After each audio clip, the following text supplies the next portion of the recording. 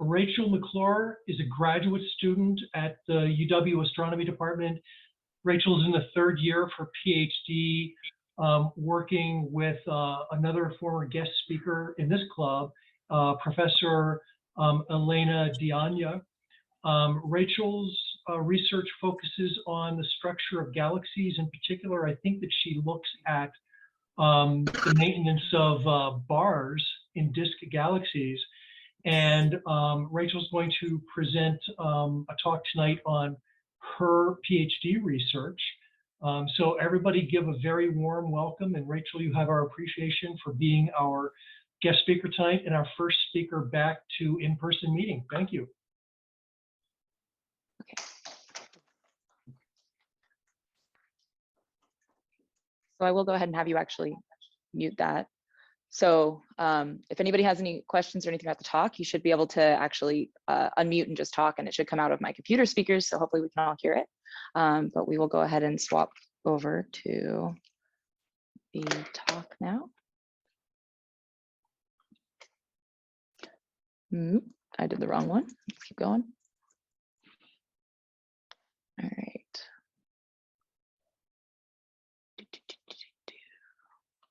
How many inputs do you have? Source search. Source search. Oh, no, I did not. Okay, great. This works. Okay, cool. Sweet. Okay. So, Rachel, we're not seeing it here. We're not seeing it over Zoom. All we need to do is on Zoom. Oh yeah, I forgot to do the share screen. You're right, completely. We are working on the share screen feature. Here we go. Okay, on Zoom, can you guys hear me and see my slides? Got it. Awesome. Okay, I'm gonna drag you up here. Okay, so I am, as so wonderfully introduced, my name is Rachel McClure. I am a third-year graduate student at the University of Wisconsin-Madison, and I do study galactic structures in kind of disk galaxies. So today my talk is titled Galactic Structures. Where do they come from? Where do they go? And I'm very, very, first of all, honored and very thankful to be invited to give this talk today. And I'm gonna move my computer slightly because that is a huge amount of glare. I'm really feel very privileged to be able to be here today with you all at your first back in person hybrid meeting. Very excited to kind of talk to you about galactic structure. So Zoom, can I get a little bit of confirmation that you guys can hear me and everything is okay? Sounds good, looks great. Okay. Awesome, great, thank you so much. Okay, so galactic structures, where do they come from? Where do they go? But we're gonna take a step back first, right? So when you look out into the night sky, as you all do many times throughout your year, seems like a really well-versed group with the sky, what do you see? You know, kind of what structures, what things do you see in the sky? See like stars. Up here we can see quite a few constellations. This probably looks quite familiar to you all. I took this from a wisconsinastronomy.org photo. Maybe somebody took this photo. You can see kind of quite a few stars. You can see maybe some things that look like they're grouped together, things that look like they're pretty randomly distributed. But this is our night sky, right? We kind of look out and this is what we see. We give names to things. So we kind of start to identify structures that come together. We see Orion in this image. If we look further out in the sky, if I can click this, we might see the Milky Way. So when you're in a dark sky area, like we were just hearing the Madison Astronomy Club got to go up and kind of have a dark sky experience, which is awesome. They probably saw more stars than they've seen in a long time, or the Milky Way across the sky. We sometimes see planets. Here I've got, I'm highlighting Jupiter meeting Saturn, or, here you have this conjunction from a while ago where you've got kind of the moon, Mars, Saturn, Jupiter. So these are kind of structures that we might see in our night sky. Down on the bottom right side of your screen, I'm showing maybe a deeper kind of field, right? So then you're starting to see maybe some individual structures that are not stars. So you're seeing some galaxies, some kind of smudgy things. So when we're looking at the night sky, we're really seeing things like this. We're seeing the Pleiades, or maybe even a smudge on the sky, that's the Crab Nebula. We might be seeing some globular clusters, so regions where there's a whole bunch of stars kind of in one place that have evolved together. Or we might actually also be seeing other galaxies, M31. little smudge on the sky that we can actually kind of spot in our night sky whenever we're in dark regions of Wisconsin. The Sombrero Galaxy, some of these require telescopes, elliptical galaxy. So we kind of see these stars, planets, and smudges, oh my, right? So I provide up in the upper right corner a little key here, because when we're thinking in astronomical scales, it's pretty hard to conceptualize the vastly different scales that we're thinking about and how different they are from kind of the way that our structures and scales around us feel and the way that we move through the world on our planet, right? So I'm going to just highlight that like a trillion is 1,000 billion, a billion is 1,000 million, and a million is 1,000,000, right? So our night sky, when we're looking out there, we're seeing about maybe 9,000 stars, between 4,000 and 4,000 light years away. And that's just a small bubble of space within the much, much larger expanse of our Milky Way galaxy. And then the Milky Way itself is 100,000 light years across, contains about 200 billion stars, right? And that's just one galaxy in one galaxy of like 2 trillion within the universe. Although 90% are probably beyond our deepest detection capabilities. But so just kind of to put into scope scale, kind of this, it's vast, and the universe is vast, our galaxy is vast, our solar system is vast, and each of these scales feels really different. Our Milky Way, as kind of diagrammed here, is a galaxy that's a disk galaxy, has spiral arms, probably has a bar, definitely has a bar. But from where we are in the Milky Way, we're within the disk, kind of somewhere a little bit further from the center. And so here's a diagram, right? This is attention, it's a diagram. This is not an observational image. We cannot take a picture of the Milky Way like this because we're in the Milky Way. It's that thing across our sky. So the Milky Way here, as diagrammed, is kind of showing the scale of where we are currently able to provide observational, kind of deep observational data on. So this cyan circle is the outline of where the Gaia EDR3 releases. So this is the early third data release of Gaia. And so this kind of is getting us finally to the Milky Way's galactic center, out to the edge of the Milky Way. And then I'll highlight here, the fuchsia circle in the middle kind of is the scale of what we can see within our night sky. So when you look out in the night sky and you're like, wow, it's full of stars, even in the darkest points, it's still only going out to about 1 kiloparsec. And that is really kind of the expanse that we can see with our own eyes within our galaxy, other than very bright things further away. And then, when you add telescopes, we get to go a little bit further. We get to get better information about these things, like their velocity, how they change over time, how they're moving, what their composition is. And we're starting to really get this information, but we're pretty well constrained within kind of this Gaia EDR3 volume for the stars within our galaxy. And then from there, we observe other galaxies to learn about them as well, and kind of apply between these two scales what we can know and what we can learn to really kind of start to unravel these mysteries of the universe and how things got to be the way that they are. But that question of how did things really get to be the way that they are kind of pushes up against this time scale evolution, right? I mentioned we look out at the night sky and it looks pretty much the same every night, right? So how does our night sky change? Over a day or over a year? Maybe thinking about over a scientific mission, something like Gaia. How does it actually start kind of resolving these changes over time? The information where we're actually able to resolve the motions of these stars nearby and pretty far away within our own galaxy. How are we able to kind of resolve the motions of galaxies far away or nearby?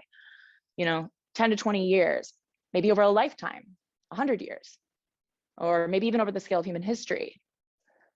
How the night sky changes in little ways over these very long time scales that are kind of almost incomprehensibly long to us as people, or even over the time scale of since the dinosaurs were around, or say, what about since the first signs of life on this planet, 3 billion years? What does that look like?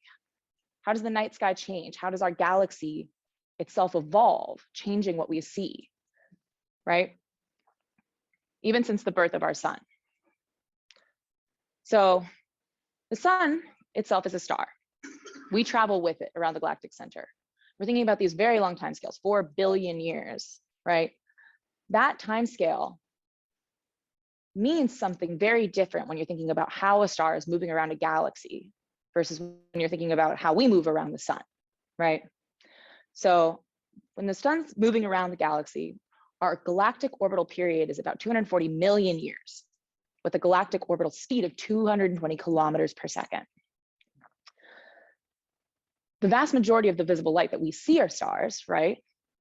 We've talked about what we're seeing in the night sky, and all of those stars are individual objects within our Milky Way. And in that, each star is also on its own individual orbit around the galactic center of our galaxy. So coming back to kind of how does our night sky change, you can reframe these. So since the dinosaurs is about half of an orbit around the galaxy, or since the first signs of life on this planet, that would be 10 galactic orbits. That seems like a lot, right? So the galaxy itself might change a lot in that time. And maybe it's not really just 10 orbits around the galactic center, but it's actually a changing potential, a changing galaxy that that our sun, the star that we orbit around, actually has been moving through over that time, or even from when we were just dust in the interstellar wind, right? So when we go from that and we say, okay, we're looking at this from our perspective, the night sky changes very little day to day. Even just, the moon changes or the sun changes where it is with respect to things, but the actual night sky itself is pretty static with how we look at it. This is also true when we look at galaxies external to our own. It's especially true in that case. When we look out into the night sky and we see galaxies that are further away, we're pretty much seeing a single time snap. And we pretty much can't evolve that, right? The galactic timescales where things are evolving on are very different than the timescales that we can observe. And so when you're thinking about this and you're looking at these other galaxies, you're looking at a Hubble Deep Field image, or you're resolving it from your own telescope and you're taking a long integration of Andromeda and you're seeing these beautiful colors from using these different filters, how can we use the structures that we see to actually understand better kind of the galactic potential, the gravitational potential that we're actually observing? And so in that, the collection of all matter in a galaxy determines that overall gravitational potential profile that constrains the motion of the matter. So while we can't see that matter really moving in real time in the way that we observe, the way that we exist, that matter is moving. Gravity is constraining all of that.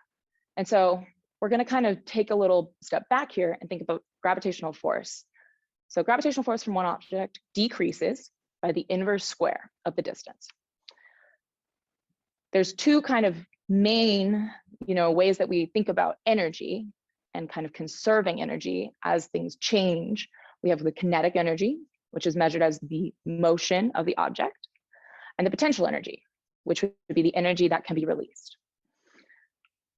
There's a really good kind of analogy to this where you think about, we have the total energy of kind of a single object is being constrained so that it's going back and forth between the kinetic and the potential energy. This gives us our total energy with a potential profile. And in a galaxy, you want to think about the potential profiles of each of these individual objects coming together to form a much larger potential profile of the galaxy. But taking a step back, here's a really kind of a nice just reminder or kind of briefer on how you can see the exchange between kinetic and potential energy. So here's a spring going back and forth. You can see there's an equilibrium point in the middle where it's moving fastest and therefore has the highest kinetic energy. You can see that as the point where the potential energy is lowest. When it's stopped at the edge here and stopped at the edge here, it has the highest potential energy. When we see this kind of potential energy well, we can convert that to gravitational potential energy and then kinetic energy of motion. So with gravitational potential wells from individual objects, it's much more easy to think about. So I love this XKCD comic that has the gravitational potential wells of the individual objects in our solar system. Kind of gives you a concept and a scaling of the different sizes that different objects kind of make these really very differently sized potential dips, right? So we've got Jupiter, which is so massive and has this gigantic gravitational potential well. Then we see over there, we've got Venus and Earth and the moon that have much, much, much smaller potential wells. So when you have something here, you need to have a lot more kinetic energy to kind of get out of this much deeper potential well once you get in there. The sun is very, very, very far down off this plot. Just love to point that out. And then over there on the far right side of your screen or of the projector, you can see that we have a kind of nice zoom in on the moon and the Earth. And you can see there's a little person, trying to maybe jump out. So this diagram here really highlights that every individual object has its own potential well, has its own contribution to the gravitational overall potential of our solar system. This is Jupiter and the sun mostly in our solar system. But when you're thinking about this on a galactic scale and you're thinking about galaxies themselves, it's really important to remember that you're looking at a collection of billions of objects that altogether we can then look at as a object that has a potential itself, in addition to remembering that each of those individual stars are on their own orbits too. They're each moving as well, right? And so the structure itself of the overall potential, we generally will take to be reasonably smooth, but the individual stars themselves also each gravitationally interact with each other. So what we have then is a galactic evolution, like a galactic potential that we can kind of assume to be somewhat static for every particle as it evolves through it, because the overall potential itself is consisting of so many individual stars that your potential of the whole body is reasonably static, but you have individual orbits that are moving through that in time. So we talked a lot about potentials briefly. Let's go back to what a galaxy looks like. Here we have a spiral galaxy and an elliptical galaxy. I primarily, as was mentioned, focused on structures and structures within galaxies. So I find the spiral galaxies to be much more interesting than the elliptical ones. So it's not that elliptical galaxies aren't interesting and exciting. It's just that I find them to be not as interesting and exciting. So when we look at a galaxy like the Milky Way, a disk galaxy, we're going to see some features. We've got the disk, we have a galactic bulge in the middle, we have a halo, spiral arms, we have a dark matter halo. And then the question we really want to ask is, how do all these structures form? How do they change? And what can they tell us about the overall distribution of matter? So stellar matter, dust, gas, dark matter. And what we can do is keep in mind all of that stuff we just thought about so hard about galactic potentials and individual orbital potentials. And we can go in and say, I'm going to actually try to figure out how we can understand these things by resolving orbits into and from structure, right? So the stars that we're seeing are forming those structures that you see. The gas, the dust, all of that matter creates the structure that's not smooth. And so if all of those stars are on individual orbits, then those orbits themselves are actually going to tell us, and if we think about how we can study those orbits, they're going to tell us about the structures and how matter is interacting within them. And then when we actually resolve those structures, we can also learn about the overall distributions. So how do we resolve orbits into and from structure? So the first thing would be to think about it observationally, right? Within about 130 light years in the Milky Way, as we kind of looked at, we can actually understand more about the galactic coordinate locations, their velocities, their radial velocities, their locations on the sky, especially with Gaia EDR3 and the forthcoming data, the full data release 3, we will have this 6-dimensional information. We'll have their locations, we'll have their velocities in 3 directions, we'll have their distances, we have their phase space information is kind of how we describe this, having location and velocity information. We can understand the orbits of globular clusters, stellar streams, things that are, not individual stars, but coherently bound gravitational structures and how those interact and how those move in time. We can observe other galaxies, right? Where we can actually look at the integrated light of the individual stars. So seeing kind of not necessarily individual stars in those galaxies, but more seeing large structures that have coherent light, coherent structure. seeing their X, Y projected and their velocity in the line of sight in some cases, especially in kind of an aggregate region. We also though use simulations, which is primarily what I do. So there's two kind of ways you can do this. We can use n-body simulations, which is primarily what I work with. So up to 1 billion particles, where we look at how these individual gravitationally interacting objects evolve over time, and we observe how structure forms, and then we can kind of probe those individual stellar particles in the simulation and actually trace them back through time and learn about the structures that form that way. Or we can construct a potential and then integrate orbits back by putting in little test particles and kind of looking at how, with an evolving potential, different individual time shots can kind of then be a place where we start and then say, how did things get here? So next, I'm going to show you just a quick video of one of the simulations that I work with a lot. It is not one of the ones that has 1 billion particles, but it has 100 million particles. And I say particles now because we're not using different stellar populations in these simulations. We're using all stellar populations that are identical throughout the entire simulation. And what we do is we start with kind of a profile like this. And from there, we let things evolve in time. So I'll let this kind of run and I'll walk you through what we're looking at. Up in the upper left, we have the angular momentum in the Z direction. So this is the angular momentum in the up and down direction, colored purple for things that have a lot of angular momentum going down, yellow for things that have a lot of angular momentum going up. And then below that is just a distribution of the angular momentums in that snapshot. The middle plot and the right plot are both showing projected views of the galaxy as it evolves in time. You're watching structures form as I'm talking through this. So what you see here is the side view and the top-down view. And then in the far right side, what we actually do is once that bar forms there in the middle, so that kind of long elongated structure where you have a lot of elongated orbits that, because there is more matter there, trap even more matter there. So you kind of grow a bar over time that forms.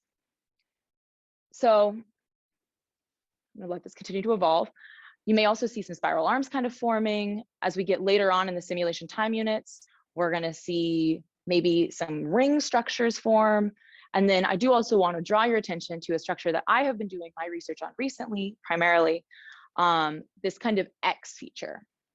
That's definitely very visible in the bar frame. I'm gonna try to start this again, maybe start from here. So it's very visible in the bar frame, but from the side view, it's rotating with the bar. So you see the bar form from the top down view, and then you'll kind of see this X feature appear, and the X feature moves with the bar. So we call that a bar associated structure. We see these observationally, and here you see it kind of naturally occurring in this simulation where you have what's originally a smooth profile with a certain amount of dispersion, random motion in the Z versus the radial direction. And then from there, the structures form over the time of the simulation. I'll say the simulation time units, one simulation time unit is about 1 gigayear, so about 1 billion years. One simulation time unit is about 0.5 gigayear. So this simulation would kind of be evolving over 8 gigayears in real time.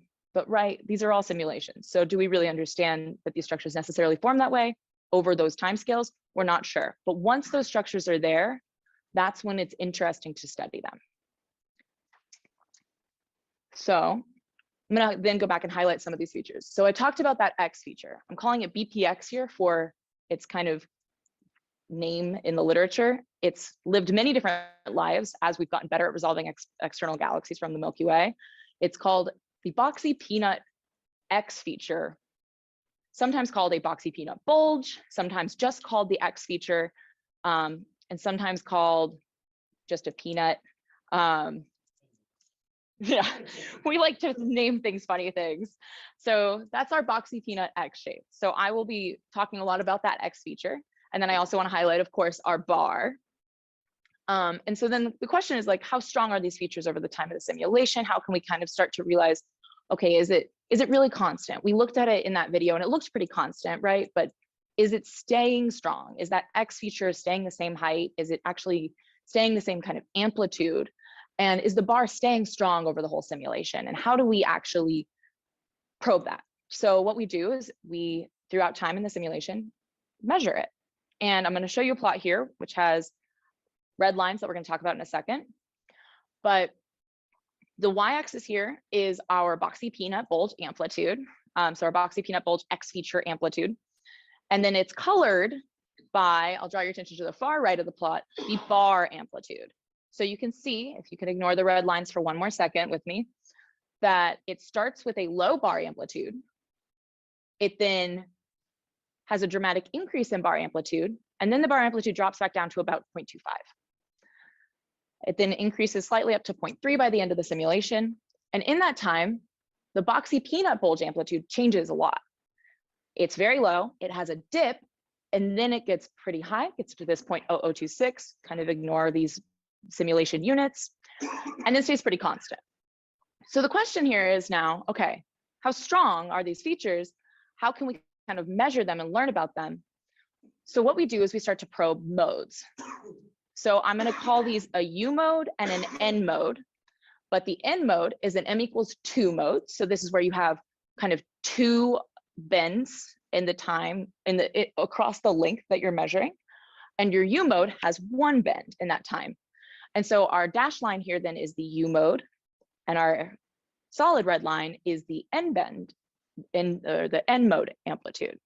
And so what we can kind of see here then is it pops right out that this boxy peanut bulge X feature must be related to, in some way, this M equals 1, M equals 2 mode event that seems to happen sometime around 2 simulation time units. So we've seen this in the simulations. Let's take a step back and talk about what this X feature is. So X is in bars, boxy peanut, barlins, bulges. Yeah, there was one more word I forgot there, with an X-shaped morphology. These are vertically thick structures in the central parts of disks where there's an excess of light above the disk, is like kind of the original way of describing this. These are not though your classical bulge. So I left out bulge when I said it earlier because I think it's very confusing that people call them boxy peanut bulges. Since there is that classical stellar bulge in the middle of the galaxy, this is a different feature than that. It has that very, very clear X-shaped morphology, and it's very distinctly visible. So when we're trying to identify those XBar stars, I first want to highlight this kind of observational constraint on it. It's also been in the background of all our slides, and it was the big image on the first slide. There's a really good image right there in the middle of a very, very distinct X-shaped morphology in a galaxy and observations. And then here, using kind of what's called an unsharp mask, there are 3 other galaxy observations where you can really see the differences in the morphology, but also the consistency of this kind of truly X-shaped feature occurring in the center of galaxies. Yeah. Just for curiosity, what are the angular sizes of these? Oh, okay. If you don't know them. Well, so they reach out to the extent of the bar. So the question is, for those on Zoom, the question is, what is the angular extent of these? And it varies, but they reach to the extent of the bar generally. But I mean the galaxies. Oh, the angular extent. I don't know. I don't know how far away these are. I have no idea. Sorry, but yeah, good question. So in the simulation, when we're trying to actually identify these XBar stars, where when you're in observations, you're saying, okay, there's clearly an X feature. What can we learn about it? We go back to the simulation, and the first thing we do is we just try to kind of select XBar stars.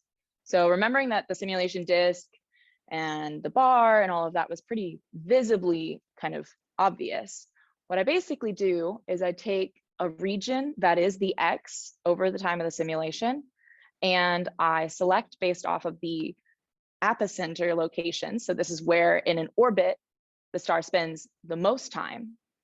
So this is kind of where, if you're looking at a structure, you're seeing a lot of stars, but you can assume that most of them are at the point in their orbit, hopefully, most of them are at the point in their orbit where they're spending more time.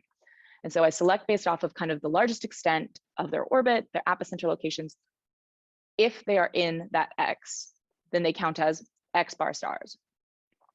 In order to kind of actually do that selection, I make a selection within 3 kiloparsecs of our simulation, because that's about a radial extent of 3 kiloparsecs. So this is kind of assuming it's a Milky Way-like simulation. So kind of just take a cylinder of space, and then from there, I go in and I select things that are XBar stars at different times. So where we had that event where it seems to be forming, later than that, and then at the end of the simulation.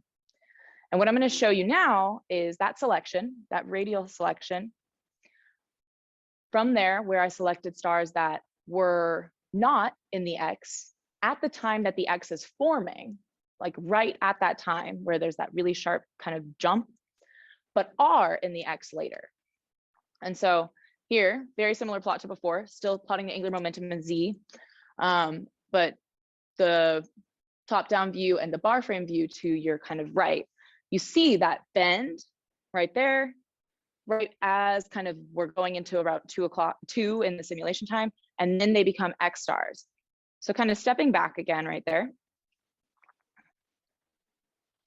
you see they go up in that U bend, and there's maybe a little bit of an N bend as well, but then they become X stars that are on both sides of the galaxy. And they were selected around this time in the galaxy for being in that X region. So we then use kind of, okay, we've got these X features that are in, we have the stars that are in the X. How can we actually study those individual stars? I have hundreds of thousands of stars from my simulation that are forming this structure, but I have all of their information over the whole time period of the simulation. And so what I do is I actually then study those individual orbits. So here I'm going to just highlight a couple individual orbits, and then we'll kind of finish up, and I will be really excited to take questions. I'll talk you through though what I'm doing here. So here you see, so here over the time period of the simulation, you are seeing 4 just selected orbits from the X at some time in the simulation. Purple is early in the simulation, yellow is late. The simulation only goes over about 4 simulation time units, remembering this is about over 8 gigayears. The bar formed and kind of got strong around 1.5. And then we had that X feature form at 2. So when you're looking here and you're seeing these things that are clearly morphologically different at late times to early times, what you're actually seeing are stars that went into the X and became X stars, became associated with the bar in some sort of dynamical way, and then stayed with the bar and stayed in the X over time. So it's kind of fun. You can see here, we've got some that get significantly higher than they started. We have some that don't get so much higher, but they lose radial extent, and that radial extent loss, you do really seem to see that they do kind of jump out, but they don't always stay. So I'll highlight kind of my favorite one on this plot up here. So I'm using a laser pointer, but I should probably use the mouse. Up here, the green is the only part that kind of actually reaches into the X. So this specific particle is a part of a family that is going into the X, but then is actually also coming down from it. So let me turn this back so I don't blind anybody. So here we're seeing an interesting particle that kind of tells us a little bit more about one mechanism. Over here, we see a very clear, distinct kind of case where you have it going into the X and then staying. So from the time that it goes up, sometime around 2, it then stays. I've highlighted on each of these where the bar would be, because each of these plots we are looking at in the fixed bar frame. Because these structures are associated with the bar, we then kind of remove the bar's motion to understand how things are changing with respect to it. So when we think about galactic structures, we're actually really looking out into the sky, and we're seeing these kind of individual particles all together in a large space, but in a small field of view for us. So kind of coming back, bringing it all together, and offering my thanks for your time. We look at galaxies across our sky and we see these really, really obvious coherent structures that really seem really distinct. But it's important to remember that these are individual stars on their own individual journeys around their galaxies on these timescales that we'll never be able to observe or resolve. And so how we can use an individual time shot of all of these individual galaxies to kind of back out what's happened and how these structures formed is a really exciting, very fun area of research. So I've left a couple slides, a couple highlights from the slides up here, and I will open it up to questions.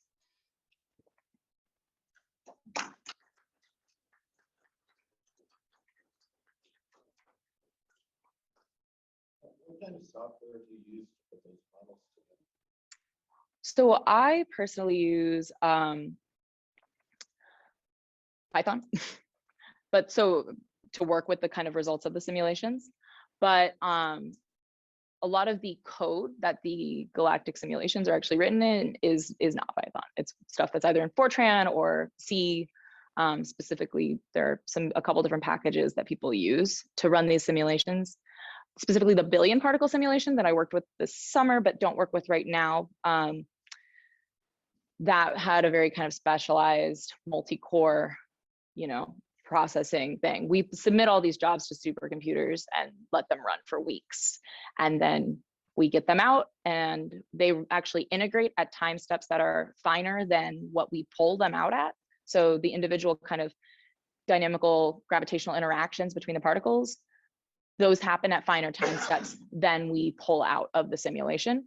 But then we have this, huge amount of data, terabytes of data that we then have to parse and trace particles through and learn from. Yeah. Yes, it's a very, very fair amount of effort. I have a question on Zoom. So are the results particularly sensitive to the initial condition of the simulation, the initial location and energy of the particles is the question on Zoom. And yes, they are. So this kind of X feature specifically does seem to form in observationally in galaxies at an incredibly high rate. Pretty much anywhere that there is a bar, there probably is some sort of an X feature. But whether or not there will be a bar in a galaxy versus whether there will be spiral arms in a galaxy, these are all things that absolutely depend in our simulations and in the way that we theorize about observational results that we're seeing on the initial energy and kind of the coherent rotation versus how much of it is maybe not rotating in perfect circles from the get-go, which obviously in nature we expect very little of that, because why would things be perfectly circular to start? But in the simulations we kind of can change and tweak those parameters. So I work with this simulation that starts out with a reasonably what we call a hot disk. So it has a lot of kind of kinetic energy in the Z direction. I work very closely with a collaborator who is studying primarily kind of the radial analog to what I'm looking at with this X feature. And she has a simulation that started out with about half of that amount of kinetic energy in the Z direction. So it's a cooler disk. And in that, we don't see such a strong X feature form or really a very distinct X feature at all, but it has a lot of interesting radial motion. So we tune our simulations to kind of probe specific questions. I have another question on Zoom about how does the bar hold together? So bar structures are something that it's a real open question about how they form, why they don't form, where they don't form, because there are galaxies that are disk galaxies that we observe that don't form bars. And we can make simulations where bars don't form. And so how that happens is an open question, but how it holds together once you start to form a bar, if you start kind of getting these, you can think of it almost like a stacking of orbits. If you get a little bit more, you get one, a couple of stars that are close to each other on this side, and they start to kind of continue to orbit, their gravitational fields start to kind of overlap a little bit more. So what you end up with is basically an overdensity of matter that becomes kind of this elongated structure, and these elongated orbits kind of stack together. When we look at it in this simulation, you can kind of see that as these things become a part of the X, they kind of tend to shrink with respect to the Y in the fixed bar frame, because these are associated with the X, or because these are associated with the bar itself. So we kind of have this stacking, and it's kind of a runaway effect, right? Once you have more matter in a region, it's a lot easier to trap even more matter. So the bar slowing down versus trapping more is kind of this give and take.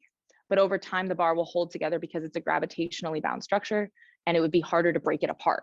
You can go back and kind of think about those potential wells. You get a deeper and deeper potential well there. So it would require having something happen, giving it some sort of kick in order to get untrapped from the bar. Do we have any questions from the room? Okay. So we've talked a lot about stars in these X-shaped features, but do we see as well gas, dust, etc.? I mean, I'd assume in the bar that we're predominantly looking at older stars, which kind of lead us, but to not seeing a lot of gas and dust. But what do we actually see when we look at them? Okay, so the question is, we have been talking really a lot about stars in this discussion today. And so when we're looking at the X, do we also see gas and dust in these X features? How do we kind of morphologically see different populations of matter and gas and dust in the bar and the associated features? So we do see these features associated as, we do see these kinds of features in the gas and the dust as well. But in the simulations that I work with Elena, we don't have gas or dust in this because we are really trying to probe these questions that you can really only kind of look at dynamically, trapping, untrapping, timescales, that kind of stuff. But when you look observationally, you can think about this as gas and dust versus stars are each all going to have really different ways of gravitationally interacting because they have different gravitational masses themselves. So we have kind of these features there is some gas that goes up there with it in the X. And then when we're looking at bars, there is gas that will funnel kind of along the sides, but the bar actually works to kind of suppress star formation in that region. And the way it does that is by funneling that gas. So you don't have as much gas that's collapsing or gas and dust that are collapsing to form stars in the bar itself. So when you see younger stellar populations in the bar, it's probably because the bar is trapping those stars rather than being born within the bar. So we do tend to see an older population in the bar of galaxies. It's a good point. The next question I have on Zoom is, are all particles in the same mass? Yes, they are. So within body simulations like this, where we are working with all particles being the same mass in the simulation, there are other simulations that do really interesting work, but with much lower number resolution, right? So with much lower numbers of stars that implement gas, dust, and ongoing star formation. So those can probe different questions, right? But the statistical kind of sampling that you can do with a simulation that's 1 billion particles or 100 million particles is very different than what you can do when you have a lower number of stellar particles, but you also incorporate gas, dust, and that kind of evolution.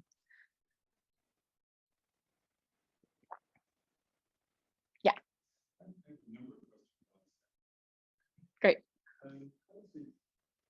You're doing 100 million particles here, and you say this actually will take weeks. The question I have is, what clock time, how long you get submit and then get results? So for the 100 million particle one, it's a couple days actually. The billion particle simulation is like 2 weeks. But these are on, like clock time on like computer clock time.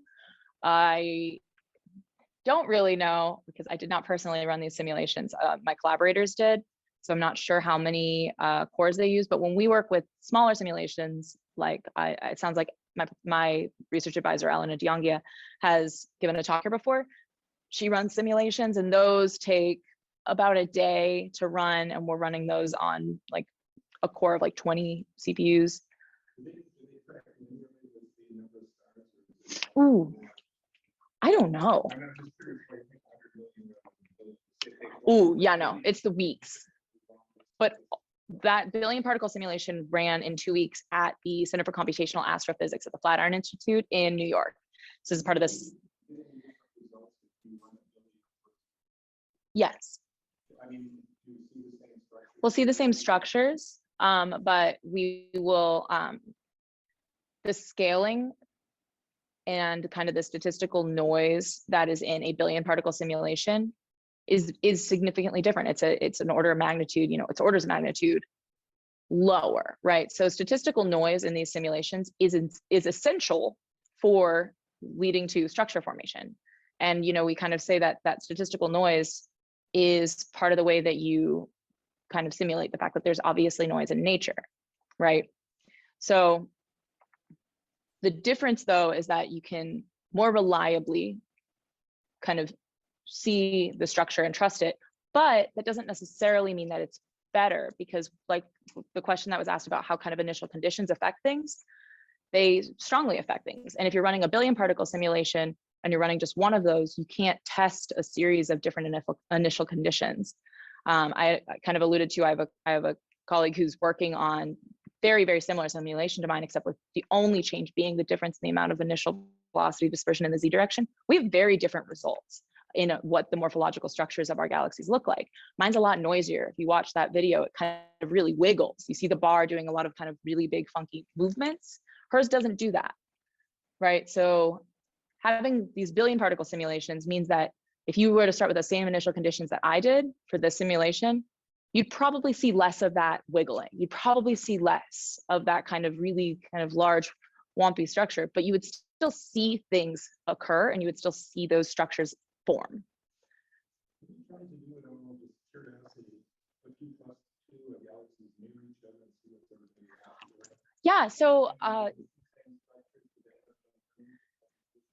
there are a lot of really kind of large simulations. I don't know if you have all ever kind of heard of Illustris. It's this second run of this cosmological simulation, which was evolved using a lot of supercomputers over a very long time, where you're starting out with kind of dark matter seeds, and then from there, you add in gas and star formation. And in that, there are a lot of interactions with galaxies. And so there's a lot of work kind of probing how galaxies, when they interact, can basically act in the way that you would think of like ringing a bell, where you ring a bell and there's certain modes that occur. You get these kind of vibrations. I mentioned modes earlier. This is like your m=1 mode would be you have one oscillation over that bell width, and then you have a higher energy kind of, or many more kind of iterations mode over the same size scale. And that's going to be your m=2 mode. And then you have your m=3 mode, right?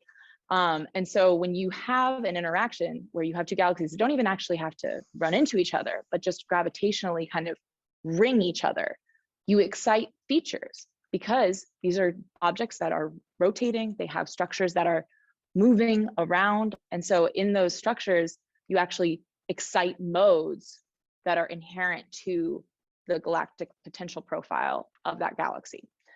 So we have the LMC and the SMC. If any of you guys have ever been to the Southern Hemisphere, you can see them in the sky. So these are the large and small Magellanic Clouds.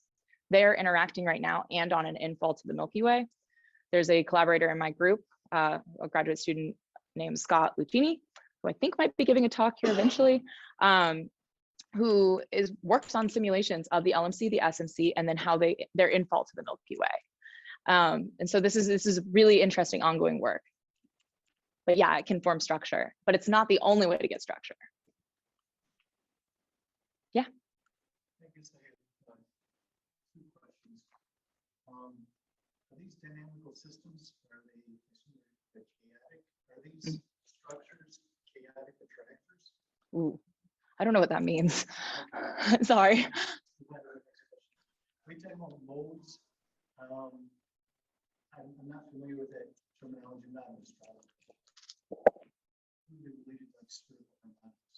They're very related to spherical harmonics. So the first question was, are these chaotic attractors? I don't know, but if somebody wants to comment and does know, I'd love to know, because they're chaotic systems in the sense that they're chaotically evolving, sort of, right? But I don't know what that means. The second question was these modes, with the way I'm talking about kind of a mode within the disk or a mode within a bell. How are these related to spherical harmonics? They're very related. So spherical harmonics is a way to kind of describe the modes that are available within a sphere. So when you look at the sun, when we observe the sun, specifically, there's a great telescope that's coming online called DKIST. It's I'm not going to try, but this telescope has the ability to kind of resolve the motions of the photosphere of the sun. And in that, you can actually resolve these kind of oscillatory modes that are being excited by the fact that there is just motion occurring, right? And so in much the same way that if you have a bell, there's a resonant frequency that there's particles in the air, and if anything kind of moves within there significantly, there is a ringing that's going to happen. This is exactly what you're seeing on the surface of the sun. This is exactly what we see on the surface of other stars as well. We call them pressure modes. There's gravitational modes. these actually oscillating modes. And that is just the spherical way of describing linear modes. So when I talk about, if you have ever used like a tube and you kind of shorten the tube and you make a sound through it, versus if you lengthen the tube and you put a sound through it, the modes that are available determined by the closed kind of length of that tube are different because of the amount of space there. Much as the same that when you have a spherical structure, there are different modes available depending on how kind of big it is. Does that help? So in the same way, if you would then think about going to a disk, you have structure, you have a physically, non-infinitely thin thing. There is structure there that determines what the mode sizes will be, and kind of then the sound speed, you could kind of think about a sound speed would determine how fast those modes kind of propagate. Okay, I have a question on Zoom. Yeah, with all the news about supermassive black holes today, Sagittarius A in the news today, I guess Robert had a question along that line. So the question is, do you think the presence or absence of a black hole at the center of a galaxy would impact the structures you're studying? Yes and no. So black holes are incredibly massive, right? But they still only actually kind of have a gravitational sphere of influence or maybe dominance out to a certain amount of space within the galaxy. So the image that we saw today, they said would be like resolving an image of a donut on the moon, right? That's the actual angular size on the sky of Sag A in the middle of our galaxy.